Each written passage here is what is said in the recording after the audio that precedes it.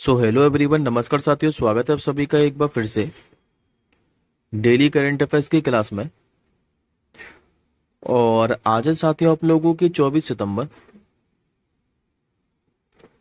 और आज हम सभी 24 सितंबर से बनने वाले जितने भी साथियों मोस्ट इंपोर्टेंट करंट अफेयर्स के प्रश्न बने हैं, इन सभी प्रश्नों को हम इस क्लास के अंदर डिस्कस करेंगे। तो आप सभी साथी पूरी क्लास को आखिरी तक जरूर देखिएगा। और एक बात और साथियों, आज की जो आपकी क्लास है ये थोड़ी लेट भी हो गई है। और मैंने साथियों आपको कम्युनिटी पोस्ट में बताया भी था कि हमारे क्या है यहाँ पर क्या है कि अभी बहुत ज़्यादा बारिश हो रही है। और जिस कारण क्या है कि यहाँ पर प्रॉपर इंटरनेट कनेक्शन नहीं था, जिस कारण आपकी ये जो क्लास है ये लेट हो गई है। वैसे तो साथियों अब आपको जो करंट अफेयर्स की क्लास है ये डेली मिल जाती है रात को 12 बजे।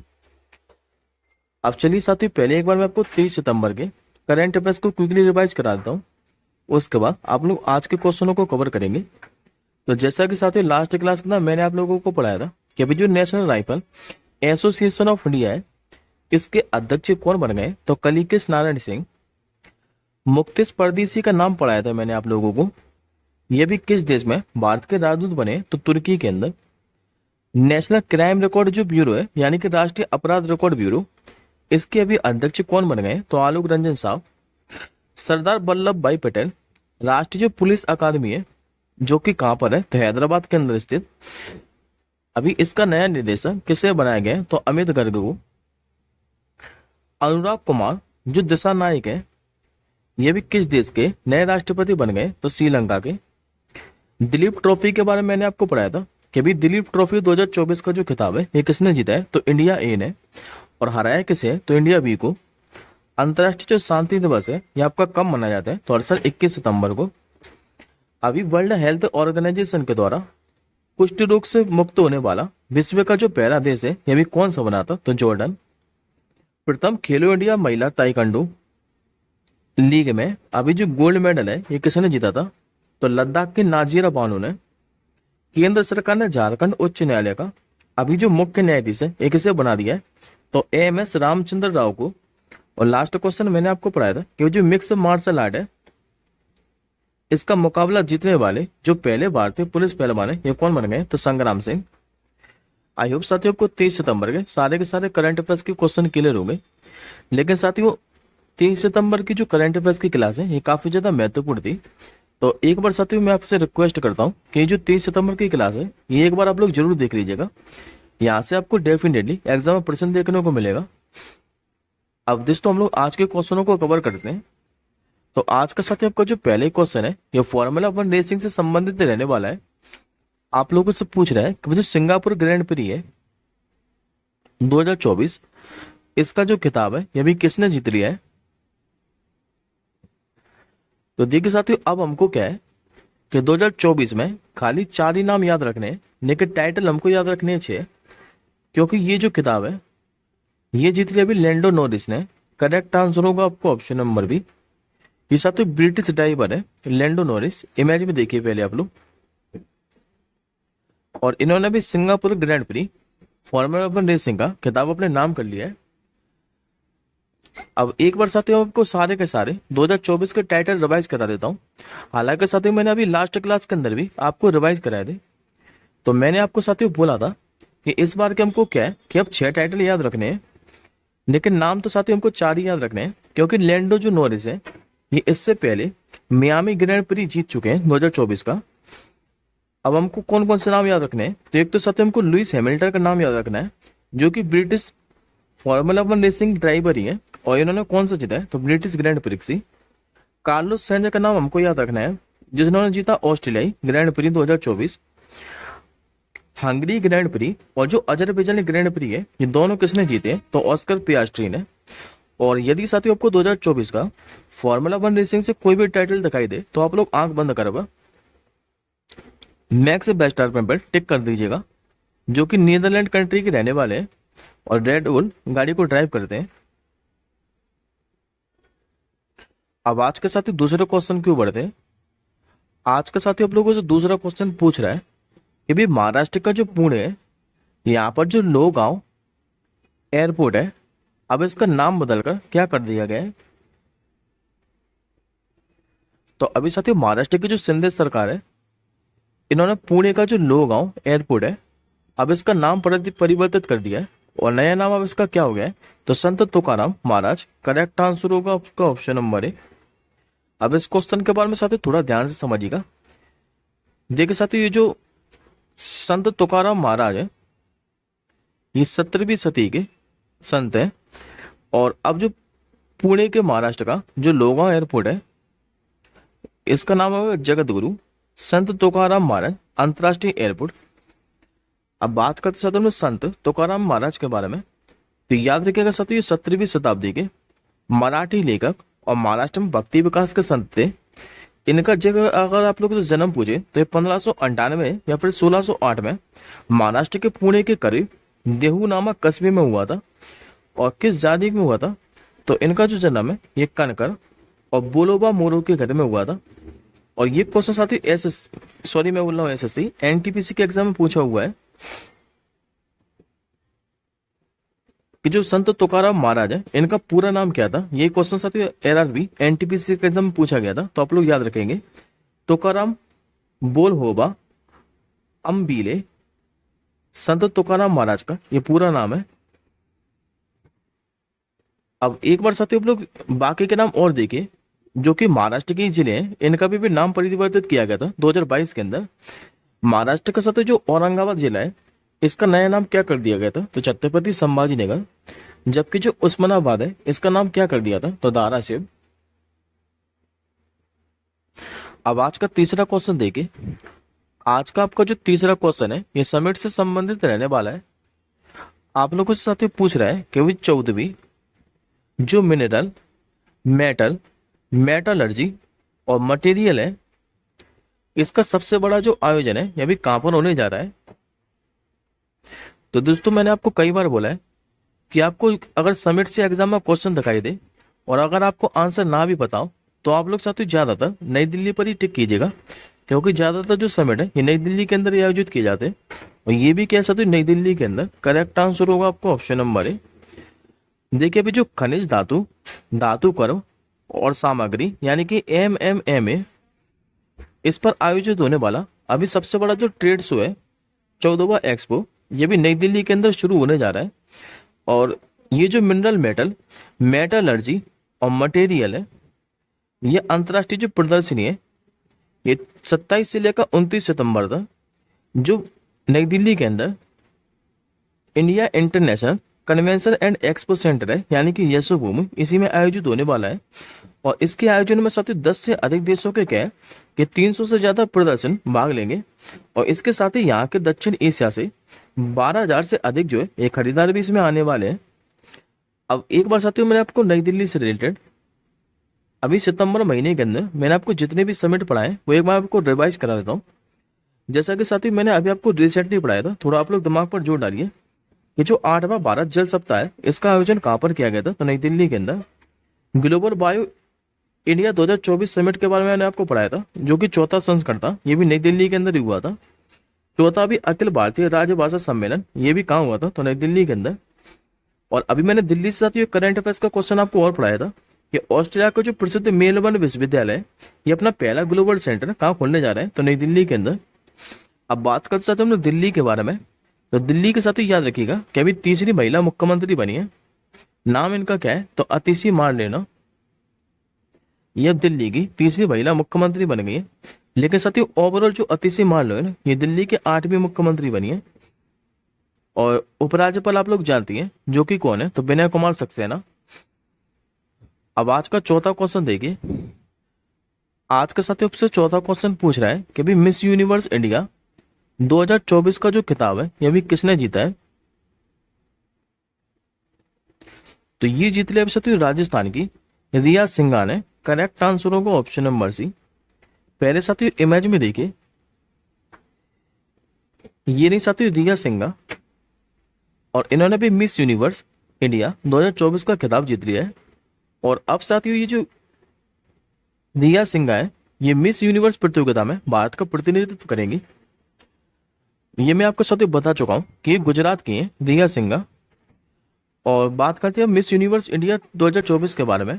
तो इसका साथी जो आयोजन है ये राजस्थान की राजधानी जयपुर के अंदर किया गया था। और इनको साथी जो अभिनेत्री है उर्वशी रौतेला, इन्होंने ही इनको विजेता का क्राउन पहनाया है। इसमें यदि फर्स्ट रनर अप की पूछे तो फर्स्ट रनर अप रही थी प्रांजल प्रिया, और जबकि सेकंड रनर अप कौन रही थी तो छवि गर्ग। अब बात कर सकते हम लोग अन्य सौंदर्य प्रतियोगिता विजेता के बारे में। तो जैसे कि साथ मिस इंडिया वर्ल्ड वाइड 2024 का टाइटल मैंने आपको पढ़ाया था, जो कि ये भारतीय मूल की है, वो अमेरिका के अंदर रहती है, नाम इनका ध्रुवी पटेल, इन्होंने ही जीता है। एलेन जांद्रा जो मारिया रोड्रिग्स है, ये मिस यूनिवर्स ब्यूनस आयर्स 2024 बनी थी। क्रिस्टिना प्रिस्कोवा की बात करें तो मिस वर्ल्ड 2024 बनी थी, 23 बनी थी, जो कि चेक रिपब्लिक की है।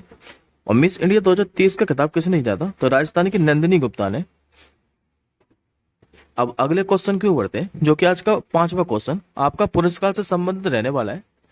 हालांकि सर तो है तो ये क्वेश्चन बन लाए नहीं, लेकिन ये जो क्वेश्चन है ये आपके एग्जाम के लिए इंपॉर्टेंट है। आप लोगों से पूछ रहा है कि भी गिनीज वर्ल्ड रिकॉर्ड के द्वारा भारतीय फिल्म उद्योग में अभी सबसे सफल जो स्टार का पुरस्कार है ये इससे कैसे सम्मानित किया गया है। तो ये सम्मानित के साथ तेलुगु अभिनेता चिरंजीवी कोनी डेला को।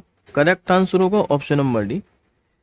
पहले इमेज में देखिए, ये रहे साथियों के सामने इमेज में चिरंजीवी कोनी डेला, और इनको भी गिनीज वर्ल्ड रिकॉर्ड के द्वारा भारतीय फिल्म उद्योग में सबसे सफल स्टार के पुरस्कार से सम्मानित कर दिया है। तो वन लाइनर क्वेश्चन है, खाली याद रखिएगा। आज का 6वां क्वेश्चन देखिए, और 6वें क्वेश्चन पे साथियों आप लोग स्टार मार्क के कर लीजिए। ये क्वेश्चन साथियों आपको डेफिनेटली एग्जाम में देखने को मिलेगा, क्योंकि 97 साल के इतिहास में भारत ने पहली बार क्या है किसमें गोल्ड मेडल जीता है। आप लोगों से पूछ रहा है कि अभी भारत ने 45वें फीडे चेस ओलंपियाड में कौन सा मेडल जीता है। तो ये मैं आपको साथियों बता ही चुका हूँ कि 97 साल के इतिहास में भारत ने इसमें गोल्ड मेडल जीता है। करेक्ट आंसर होगा आपको ऑप्शन नंबर ए। देखिए साथी जो 45वां फीडे चेस ओलंपियाड है, यदि आप लोगों से पूछे कि ये आयोजित कहाँ पर किया गया था तो हंगरी की राजधानी बुडापेस्ट के अंदर। और इसमें 10वें राउंड के मुकाबले में भारत ने जो है ये अमेरिका को हराया है। इसमें साथ ही ओपन कैटेगरी में क्या है कि किसी टीम में पुरुष और महिला खिलाड़ी दोनों हो सकते हैं। अब ये बात करते साथियों कि टाइटल जीता किसने, तो अमेरिका के खिलाफ मुकाबले में जो भारत के साथ डी गोकेस है, इनका नाम याद रखिएगा एकदम। और इन्होंने वर्ल्ड रैंकिंग में नंबर 2 खिलाड़ी अमेरिका के हैं, ये नाम इनका फैबियानो कारुआना, इन्हीं को हराकर जीता है पुरुषों के अंदर। और महिलाओं में साथियों ये जो खिताब है ये नागपुर की जो दिव्या देशमुख है, इनका भी नाम याद रखिए एग्जैक्ट। इन्होंने चीन को हराकर ये खिताब अपने नाम किया है। अब एडिशनल इन्फॉर्मेशन में देखिए पहले आप लोग, अभी साथियों मैंने आपको रिसेंटली पढ़ाया सितंबर महीने के अंदर ही कि जो कार्तिक वेंकटरमन है, इन्होंने भी इस भी राष्ट्रीय शतरंज चैंपियनशिप 2024 जीती थी। और नॉर्वे के जो मैग्नस कार्लसन है, इन्होंने भी नॉर्वे शतरंज 2024 टूर्नामेंट जीता था, ये मैं आपको बता चुका हूँ। अब एक बार साथियों हम लोग चेस ग्रैंड मास्टर के बारे में भी डिस्कस कर लेते हैं कि अभी नवीनतम जो 85वें चेस ग्रैंड मास्टर है ये कौन बने। तो देखिए साथियों जो पी श्याम निखिल है ये भी 85वें शतरंज ग्रैंड मास्टर बने थे, जबकि जो आर वैशाली है ये बनी थी 84वीं शतरंज ग्रैंड मास्टर। अब बात करते साथ हम लोग फीडे के बारे में। फीडे का जो गठन है ये 20 जुलाई 1924 को हुआ था। मुख्यालय यदि आप लोगों से पूछे कि लॉजेन स्विट्जरलैंड के अंदर है, अध्यक्ष कौन है इसके तो अरकाडी डोयरकोविच, और इसके जो उप अध्यक्ष है ये भारत के विश्वनाथ आनंद है। अब एक बार साथियों आप लोग आज के ज्ञान के अंदर और देखिए, ये भी शतरंज से रिलेटेड ही क्वेश्चन है, और मैंने आपको सितंबर महीने के अंदर ही पढ़ाया है। जैसे कि साथियों मैंने आप लोगों को पढ़ाया था कि भी फीडिंग रेटिंग पाने वाले सबसे कम उम्र के जो खिलाड़ी हैं ये कौन बन गए। तो ये साथियों राजस्थान का जो उदयपुर है, यहाँ के जो स्वयं व्यास है, ये भी फीडिंग रेटिंग पाने वाले सबसे कम उम्र के खिलाड़ी बन गए। मैंने आपको जम्मू कश्मीर के पहले शतरंज इंटरनेशनल मास्टर बताए थे, जो कि कौन बने थे, तो ये बने थे साथियों सोहम कामोत्रा। और अभी फीडे कैंडिडेट 2024 टूर्नामेंट में चैंपियनशिप का खिताब जीतने वाले सबसे कम उम्र के जो दावेदार हैं ये कौन बने थे, तो ये साथियों डी गोकेश ही बने थे। अब आज के साथियों 7वां क्वेश्चन देखिए, जो कि आपका दिवस से संबंधित रहने वाला है। लोगों से पूछ रहा है कि जो विश्व गेंडा दिवस है ये कब मनाया जाता है। तो हर साल साथियों जो वर्ल्ड गेंडा दिवस है यानी कि वर्ल्ड राइनो डे, ये आपका 22 सितंबर को मनाया जाता है। करेक्ट आंसर होगा ऑप्शन नंबर बी।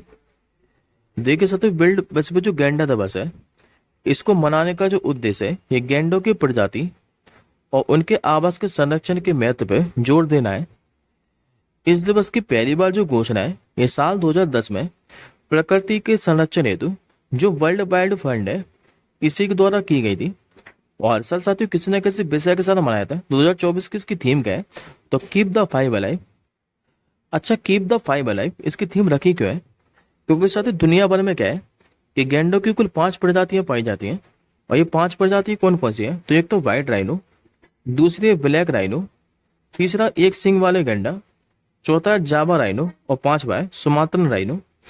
और इसमें साथियों एक सिंग वाला गैंडा है, इसके लिए बाद में एक मात्र नेशनल पार्क है, जो कि कहाँ पर है ये आप लोग मुझे कमेंट बॉक्स के अंदर बताइएगा। मैं आपको बता दे दूं, यह है काजीरंगा नेशनल पार्क। आज का आपका ये पहला क्वेश्चन ऑफ द डे है। आप लोग ये बताइएगा कि जो काजीरंगा नेशनल पार्क है, ये स्थित कहाँ पर है, जो कि भारत में एक मात्र एक सिंग वाले गैंडों के लिए फेमस है। अब आज के 8वें क्वेश्चन की ओर बढ़ते हैं। आज का साथियों आप लोगों से 8वां क्वेश्चन पूछ रहा है कि भी किस राज्य के त्रिशूल में जो पुलिकली नृत्य है, इसका भी आयोजन किया गया है। तो देखिए साथियों, जो पुलिकली नृत्य है, इसका जो आयोजन है, ये ओणम के समापन पर किया जाता है। और ये किया जाता है केरल के अंदर। सही उत्तर होगा ऑप्शन नंबर सी।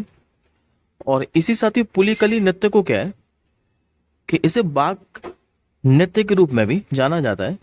क्योंकि साथियों इसमें होता क्या है, तो इसमें साथियों लोग क्या है कि अपनी पूरी बॉडी पर ऑयल पेंट के माध्यम से बाघ की आकृति उकरवा लेते हैं। और ये ओणम के समापन पर आयोजित किया जाता है। अब बात करते साथ हम लोग अन्य लोक नृत्य के बारे में। तो ये एग्जाम में सारे के सारे पूछे हुए हैं। यक्षगान यदि आप लोगों से पूछे तो कर्नाटक के अंदर किया जाता है। राजस्थान के अंदर घूमर और कालबेलिया याद रखिएगा। उत्तराखंड के अंदर याद रखिएगा कजरी और छोलिया। महाराष्ट्र में तमाशा और लावड़ी। और पंजाब में बांगड़ा और गिद्दा, ये लोक नृत्य हैं, पूछे हुए हैं एग्जाम में। अब आज का साथी 9वां क्वेश्चन देखिए। आज का आप लोगों से 9वां क्वेश्चन पूछ रहा है कि भी राज्य खाद्य सुरक्षा सूचकांक 2024, इसमें पहला जो स्थान है ये भी किसने हासिल किया है? ये कर लिया साथी केरल नहीं। करेक्ट आंसर होगा ऑप्शन नंबर ए। दरअसल जो राज्य खाद्य सुरक्षा सूचकांक है 2024, इसमें लगातार केरल ने दूसरी बार पहला स्थान हासिल किया है। और यदि आप लोगों से पूछे कि ये जो इंडेक्स है ये जारी किसके द्वारा की जाती है, तो food safety standard authority of India के द्वारा। और देश में साथ खाद्य सुरक्षा परिस्थिति तंत्र में सकारात्मक बदलाव लाने के उद्देश्य से इस सूचकांक को कब शुरू किया गया था? 2018-19 के अंदर।